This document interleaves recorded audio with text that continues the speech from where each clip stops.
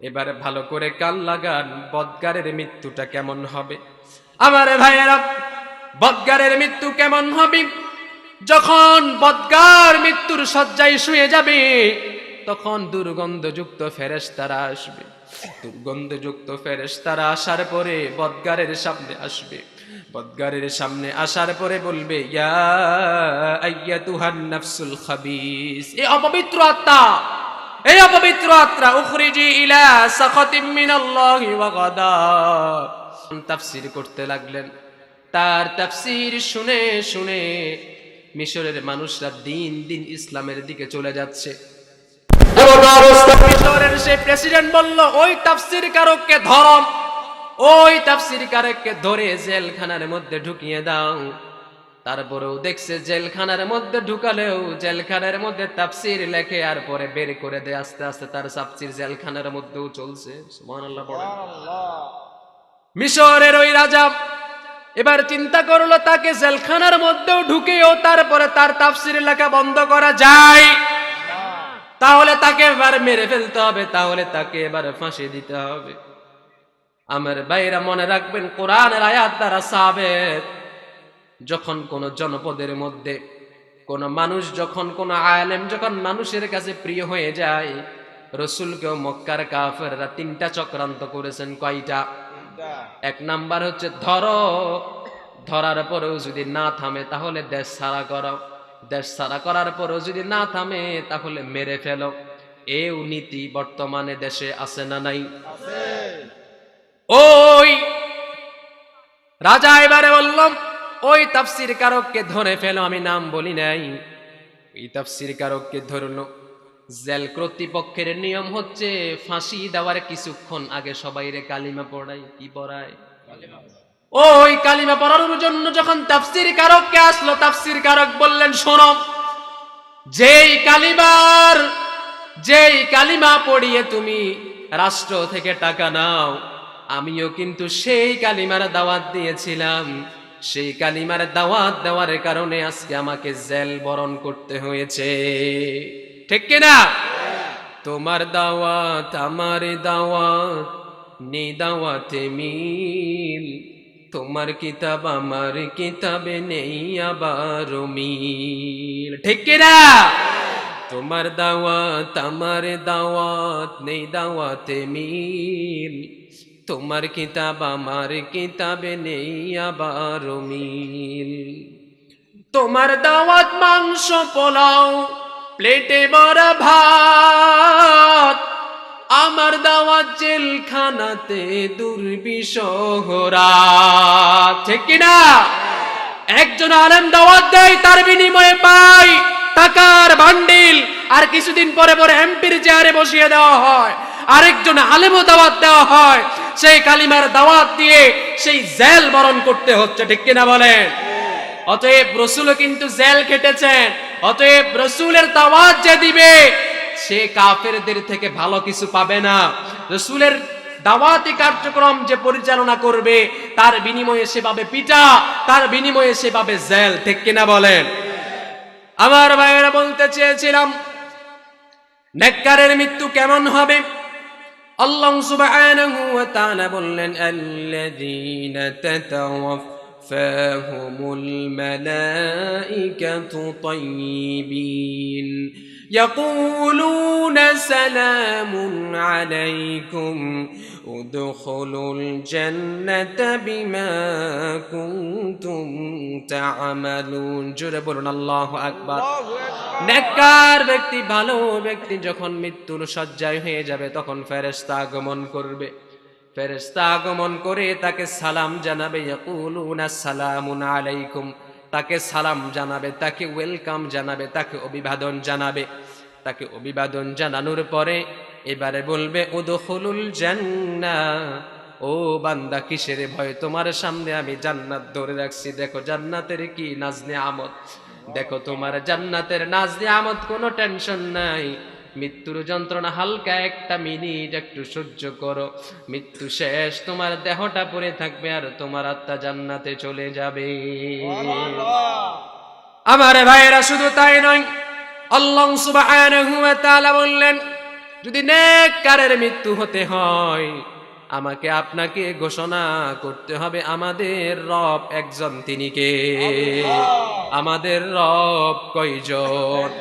আল্লাহ আমার রব, এই রবি আমার সব।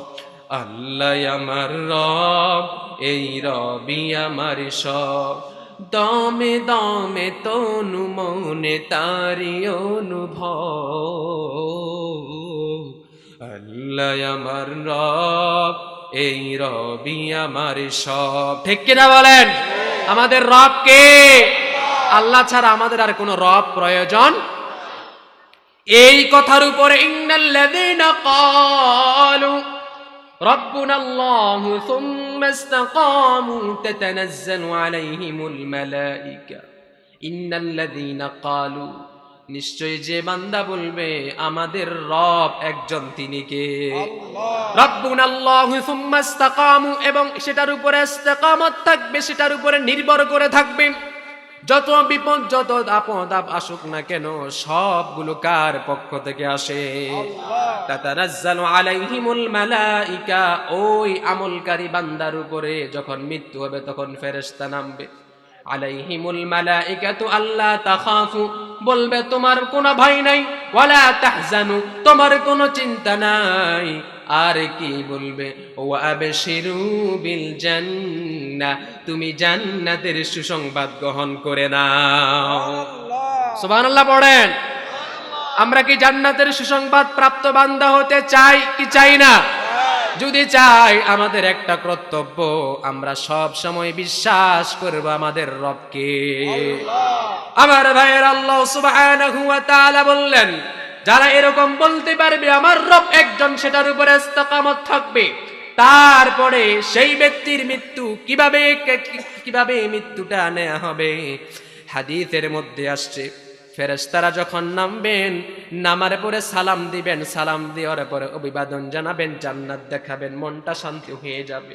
এমত অবস্থায় ওই ফেরেশতারা ডাক দিয়ে বলবে, ইয়া আইয়ুহান নাফসুত তাইয়্যিবা, ও উত্তম আত্মা, ও ভালো মানুষ, তোমার কোনো চিন্তা নাই। সুবহানাল্লাহ বলেন। উখরুজি ইলা মাগফিরাতিন মিনাল্লাহি ওয়া রিদওয়ান, ও উত্তম আত্মা, তুমি আল্লাহর সন্তুষ্টির জন্য বের হয়ে চলে আসো। সুবহানাল্লাহ পড়েন। কার সন্তুষ্টির জন্য আমরা বের হব? আল্লাহর সন্তুষ্টির জন্য তখনই বের হব। দুনিয়াতে সমস্ত কার্যক্রম যদি আল্লাহর সন্তুষ্টির জন্য হয়, তাহলে আমরাও যখন মৃত্যুবরণ করব, মৃত্যুবরণ করার আগে তখন কার সন্তুষ্টির জন্য বের হব? আমার ভাইয়েরা, শুধু তাই নয়, আল্লাহ সুবহানাহু ওয়া তাআলা বিশ্বনবীর মাধ্যমে আমাদেরকে জানালেন, আর ফেরেশতারা বলতে থাকবে, ফাতাখরুজু ফাতাসিলু কামা তাসিলুল কতরাতু ফিস সিকাক। আর মৃত্যুর, নেককারের মৃত্যু কিভাবে হবে সেটার একটা উপমা বিশ্বনবী দিলেন। বিশ্বনবী সাল্লাল্লাহু আলাইহি ওয়াসাল্লাম কিভাবে দিলেন একটু খেয়াল করেন। এই গ্লাস থেকে যখন আমি পানিগুলো ফেলে দিব, এখানে কি কোনো বাধা আছে নাকি? কোনো বাধা আছে? এমনি বের হয়ে গেছে কি যায় নাই? জোরে বলেন, কোনো বাধা আছে? কেউ ঠেকাইছে? ইমানদারের মৃত্যু যখন হবে, বিশ্বনবী সাল্লাল্লাহু আলাইহি ওয়াসাল্লাম হাদিসের ভাষায় তিনি আমাদেরকে জানালেন, কলস থেকে পানি যেভাবে কোনো বাধা ছাড়া দুনিয়ার জমিনের মধ্যে পড়ে যায়, তদ্রূপ ভাবে ইমানদারের মৃত্যু যখন হবে, ভালো মানুষের মৃত্যু যখন হবে, নেককারের মৃত্যু যখন আসবে, তখন কোনো বাধা ছাড়াই সে আল্লাহর কাছে চলে যাবে। এরকম মৃত্যু আমরা চাই কি চাই না? চাই কি চাই না? চাইলে আরো আওয়াজ করে বলুন, চাই কি চাই না? ও আরশের মালিক, আমরা যারা উপস্থিত হয়েছে, আমরা যারা উপস্থিত হতে পারি নাই, আমাদেরকে তুমি সবাইকে নেককারের হালতে মৃত্যু দান করো। আল্লাহ আমাদেরকে তাহাজ্জুদের জায়নামাজে বসা অবস্থায় মৃত্যু দান করো। তাহাজ্জুদের জায়নামাজে মরণ দিও প্রভু আমায়, একামতে দিনের কাজে কবুল করে নিও আমায়। বলেন তাহাজ্জুদের যাই না মাঝে মরণ দিও প্রভু আমায়, একামতে দিনের কাজে কবুল করে নিও। বলেন আমিন। আল্লাহ আমাদেরকে তাহাজ্জুদের জায়নামাজে বসা অবস্থায় মৃত্যু দাও। আল্লাহ আমাদেরকে তুমি জুমার দিন মৃত্যু দাও। আল্লাহ আমাদেরকে রমজান মাসে মৃত্যু দিও। ও আল্লাহ তাআলা মৃত্যু যখন দিবা কোরআন তেলাওয়াত করা অবস্থায় মৃত্যু দিও। আল্লাহ আমাদেরকে মৃত্যু যখন দিবা তখন সেজদারত অবস্থায় আমাদেরকে মৃত্যু দিও। একটা মুখ বন্ধ রাখবেন না, সবাই বলেন আমিন। আর আওয়াজ করে বলেন আমিন। বিশ্ব নবী সাল্লাল্লাহু আলাইহি ওয়াসাল্লাম বললেন, উম্মতেরা তোমরা মৃত্যু থেকে গাফেল হয়ে গিয়েছো। বিশ্ব নবী বললেন, আকসিরুয যিকরা হাযিহিল লাযযাতিল মাউত, তোমরা মৃত্যুর কথা বেশি করে করে স্মরণ করো। আমরা এখন মৃত্যুর কথা স্মরণ করি না, সেজন্য আমরা দুনিয়ার কাজ করে ব্যস্ত হয়ে গিয়েছি, ঠিক কিনা বলে? আমার ভাইয়েরা, বিশ্ব নবী সাল্লাল্লাহু আলাইহি ওয়াসাল্লামের সাথে আল্লাহ তাআলা বললেন, ওয়া হুয়াল্লাযী ইয়াতাওয়াফফাকুম বিল-লাইলি ওয়া ইয়া'লামু মা জারাহাতুম বিন-নাহারি থুম্মা ইয়াব'আথুকুম ফীহি লিইউকদা আজালুম মুসাম্মা। জোরে বলুন আল্লাহু আকবার। আমরা যখন রাত্রিবেলা ঘুম যাই এটাও এক ধরনের মৃত্যু, ঠিক কিনা বলেন?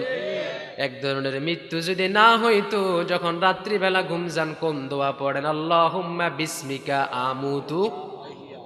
আমুতু মানি মাউত, মানি মৃত্যু। আল্লাহ তাআলা চাইলে এই জায়গার মধ্যে দিতে পারতেন আল্লাহুম্মা বিসমিকা আমুতু না দিয়ে ইস্তাইকাযা মানে হচ্ছে জাগ্রত হওয়া। আল্লাহ চাইলে এই শব্দটা দিতে পারতেন, আল্লাহ এটা দেন নাই। আল্লাহ আমাদেরকে বুঝাতে চাচ্ছেন এই ঘুমটাও উম্মতের জন্য একটা মৃত্যুর সুসংবাদ। আবার যখন উম্মতেরা ঘুম থেকে উঠবে এটাও এখানের মধ্যে শিক্ষা রয়েছে। অনেক যুবককে দেখবেন রাত্রিবেলা ঘুম যায় কিন্তু দিনের বেলা আর ঘুম থেকে উঠতে পারে না, আছে না? না, অনেক মানুষ আছে। ও প্রিয় ভাইয়েরা, রাত্রিবেলা যখন ঘুমাতে যায় একটু চিন্তা করিয়েন, গতকালকে তো সারাদিন কাটালাম, একটা ওয়াক্ত নামাজ পড়লাম না, চোখটা তো বন্ধ করতেছি, আল্লাহর ইচ্ছাই না নিজের ইচ্ছাই বন্ধ করতেছেন, ঘুম আসতেছে। যখন চোখটা বন্ধ করতেছেন একটু মাথা লাগিয়ে বালুসের সাথে চিন্তা করিয়েন যে আবার উঠতে পারবেন কিনা। যদি উঠতে না পারেন তাহলে আমি কি জান্নাতি না জাহান্নামী? যদি এরকম করে আমি আপনি চিন্তা করি তাহলে আমাদের জীবনকে পরিবর্তন করে দিবেন কে? আল্লাহ। অতএব ঘুম শুধু ঘুম নয়, সেখানে মৃত্যুর শিক্ষা রয়েছে। জাগ্রত হওয়া শুধু জাগ্রত নয়, সেখানেও শিক্ষা রয়েছে। জাগ্রত যখন হই তখন কোন দোয়া পড়ি? আলহামদুলিল্লাহিল্লাযী আহইয়ানা বা'দামা আমাতানা। এই আয়াতের এই দোয়াটার অর্থ কি? ওয়া ইলাইহিন নুশুর।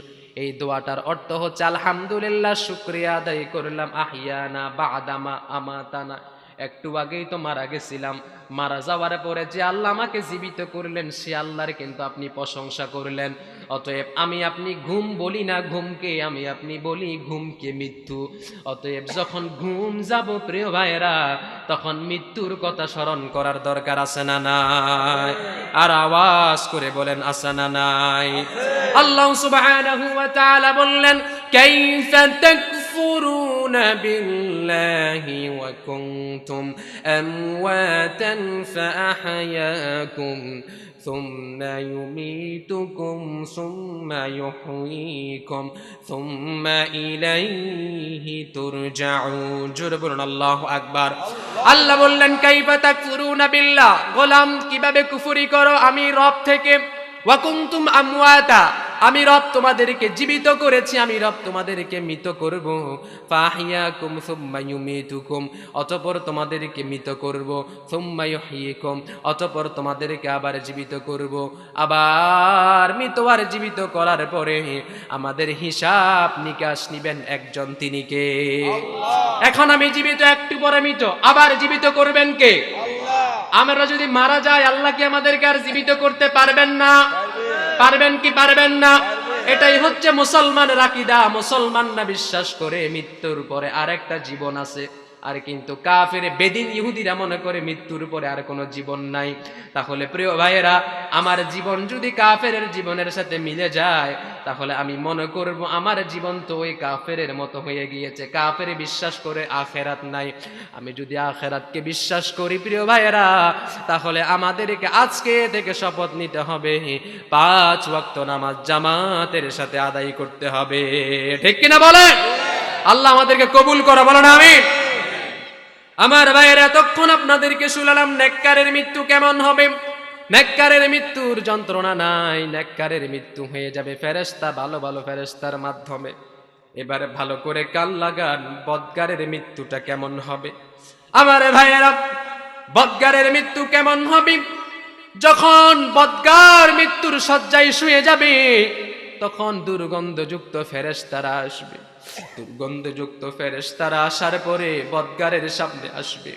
বদগারের সামনে আসার পরে বলবে, ইয়া আইয়াতুহান নাফসুল খাবিস, এই অপবিত্র আত্মা, এই অপবিত্র আত্মা, উখরিজি ইলা সাখাতিম মিনাল্লাহি ওয়া গাদাব। ও অপবিত্র আত্মা, আল্লাহর ক্রোধ, আল্লাহর রাগান্বিত অবস্থায় তুই বের হয়ে যা। আর ওদিকে নেককারের জন্য বলছিল আল্লাহর রহমতে তুই বের হয়ে যা। আরে বদগারের বেলায় বলবে ফেরেশতারা আল্লাহর রাগ, আল্লাহর ক্ষোভের জন্য তুই বের হয়ে যা।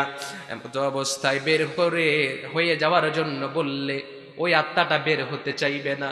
ওই আত্মাটা কি করবে? ফাতাফাররাকা ফি জাসাদিহিম, সে আত্মা বের হতে চাইবে না। সে আত্মা একবার হাতের দিকে আসবে, আরেকবার পায়ের দিকে যাইবে, আরেকবার মাথার উপর উঠে যাবে। ওই আত্মা দুনিয়ার মধ্যে মানুষের সাথে যেরকম টাল বাহানা করেছে, ওই ফেরেশতাদের সাথেও টাল বাহানা করতে চাইবে। হাদিসের ভাষাই হচ্ছে ফাতাফাররাকা ফি জাসাদিহি, ওই আত্মার টাল বাহানার সাথে সাথে আমার আপনার হাড্ডিগুলো ভেঙ্গে ধুমড়ে মুছড়ে যাবে। আল্লাহু আকবার। শুধু তাই নয়, হাদিসের ভাষায় ফায়ান্তাজিউ উহাকামা ইয়ান্তাজিউ as-সুকুকি মিনাস সাউফিল মাবনুন, ওই আত্মাটা দূরে দৌড়াবে, ওই আত্মাটা বের হতে চাইবে না। এমত অবস্থায় বিশ্বনবী সাল্লাল্লাহু আলাইহি ওয়াসাল্লাম বললেন, ওই আত্মাটা বের করতে এমন কষ্ট হবে। ওই রকম আরবের মধ্যে একটা উপমা দিয়ে বললেন, ভেজা পশমের মধ্যে, ওটের পশমের মধ্যে লোহা যখন আটকে যায়, লোহাকে বের করতে গেলে ওটের কষ্ট হবে না ভালো লাগবে? ওটের কষ্ট হবে। ওট থেকে লোহা বের করতে হবে টেনে টেনে, ওই টেনে টেনে লোহা বের করতে ওটের যে কষ্ট হবে, তার থেকেও আরো বেশি কষ্ট আল্লাহ বদকার ব্যক্তিকে দিবে। নাউজুবিল্লাহ পড়েন। আমার ভাইয়েরা, শুধু তাই নয়, এমত অবস্থায় ওই বদগারের সামনে আসমান থেকে ফেরেশতারা চলে আসবে। আল্লাহ তাআলা সে কথা সূরাতু নাহলের 28 নম্বর আয়াতের মধ্যে বললেন। আল্লাহ সুবহানাহু ওয়া তাআলা বললেন, আল্লাযীনা ইয়াতাওয়াফাহুমুল মালাইকাতু যালিমি আনফুসিহিম ফাআলকাউস সালামা মা কুন্না না'মালু মিন সু। জোরে বলুন আল্লাহু আকবার। আল্লাহ সুবহানাহু ওয়া তাআলা ওই বদকারের কাছে ফেরেশতা নাজিল করবেন। ফেরেশতা নাজিল করে ওই বদকারকে বলবেন, ওই বদকারের সামনে উপস্থিত ফেরেশতাদেরকে আল্লাহ তাআলা আদেশ করবেন যে আমার ফেরেশতারা ওই বদকারের ওই রূহটা বের হতে চাচ্ছে না, আমি আল্লাহ দেখতেছি। ওই বদগারের রূহ যেভাবে বের করতে হয় সেভাবে বের করো। ওই বদগার যত কষ্ট পাক, আমার আল্লাহরও একটু রহমত কাজ করবে না। সুবহানাল্লাহ পড়ে। আমার ভাইয়েরা, শুধু তাই নয়, ওই বদগারের মৃত্যু যখন আসবে, বদগারকে যখন কষ্ট দেওয়া হবে, এবার বদগার বলতে থাকবে, ও ফেরেশতারা আমারে কেন কষ্ট দিচ্ছ? ও ফেরেশতারা, আমি কি আল্লাহর বান্দা নয়? আমাকে কেন কষ্ট দিচ্ছ? আমি কি নবী মুহাম্মদের উম্মত নয়? আমাকে কেন কষ্ট দিচ্ছ? আল্লাহ তাআলা তখন সাথে সাথে ওই বদগার ব্যক্তিকে কি বলবেন সে কথা আল্লাহ তাআলা বলছেন, বালা ইন্নাল্লাহা আলিমুন বিমা কুনতুম তা'মালুন। আল্লাহ ওই বদকার ব্যক্তিকে বলবেন যে, ও বদকার ব্যক্তি শোনো, তুমি কি আল্লাহর ভালো বান্দা ছিলা না তুমি আল্লাহর খারাপ বান্দা ছিলে? একজন জানেন, তিনি কে? অতএব তুমি দুনিয়াতে যা কিছু করেছো সব কিছু আমি রব জানি। অতএব তুমি আর এখন আর পেশাল মারতে আসিও না, তোমাকে কষ্ট দিয়ে আমি আল্লাহ তাআলা তোমার থেকে রূহ বের করে নিব। আল্লাহু আকবার বলেন। আমার ভাইয়ের এমত অবস্থায় আল্লাহ তাআলা সূরাতুল আনআমের 93 নম্বর আয়াতের মধ্যে বললেন জালিমের মৃত্যু কেমন হবে। ওয়ালাউ তারা ইযিয যালিমুনা ফি গামারাতিল মাউতি ওয়াল মালাইকাতু বাসিতু আইদিহিম আখরিজু আনফুসাকুম। জোরে বলুন আল্লাহু আকবার। জালিম বারবার তালবাহানা করবে, আত্মাটা বের হতে চাইবে না। আল্লাহ ফেরেশতাকে আদেশ করবেন, ও ফেরেশতা এখনো কেন তাকিয়ে আছো, এখন ওই বান্দারে ধরো। ওই বান্দারে ধরার পরে ওই বান্দা থেকে টান মেরে টেনে হিসড়ে রুটা বের করে নাও। রুটা বের করার পরে ওই বান্দাকে শাস্তি দিতে শুরু করো। আর ওই বান্দা কেন শাস্তি দিবা জানো নাকি? ওই বান্দা দুনিয়াতে অসত্য বলতো, খারাপ কথা বলতো, ওই বান্দা দুনিয়াতে দাম্ভিকতা করতো, ওই বান্দা দুনিয়াতে অহংকার করতো। সেজন্য ওই বান্দাকে তোমরা ফেরেশতারা বেশি করে করে আযাব দাও। আল্লাহু আকবার বলেন। ওই বান্দাকে মৃত্যুর যন্ত্রণার সময় আরো কে আযাব দিবেন আল্লাহ তাআলা সে কথা সূরাতুল আনফালের 50 নম্বর আয়াতের মধ্যে বললেন, ওয়ালাউ তারা ইয ইয়াতাওয়াফফাল্লাযীনা ওয়ালাউ তারা ইয ইয়াতাওয়াফফাল্লাযীনা কাফারুল মালাইকাতু ইয়াদরিবুনা ফুজুহাহুম। ওই পাপিষ্ঠ আত্মাকে আল্লাহ তাআলা কেমন আযাব দিবেন? রাসূলকে বললেন যে ইয়া রাসূলুল্লাহ আপনি দেখবেন আপনার পাপিষ্ঠ বান্দাকে আমি কিভাবে আযাব দেব। মালাইকাতু ইয়াদরিবুনা ফুজুহাহুম, তার চেহারার মধ্যে তার যখন জান কবজ করব, জান কবজ করার সাথে সাথে তার চেহারার মধ্যে আঘাত করব, যার চেহারার মধ্যে ফেরেশতাদেরকে মাধ্যমে আঘাত করাবো। হাদিসের বর্ণনায় আসছে, হাদিসটি বুখারী মুসলিমেও এসেছে, অন্য বর্ণনায় মুসনাদে আহমদের মধ্যে। আইইউবি মিডিয়া, অপসংস্কৃতি মুক্ত আধুনিক ভিডিও সেন্টার।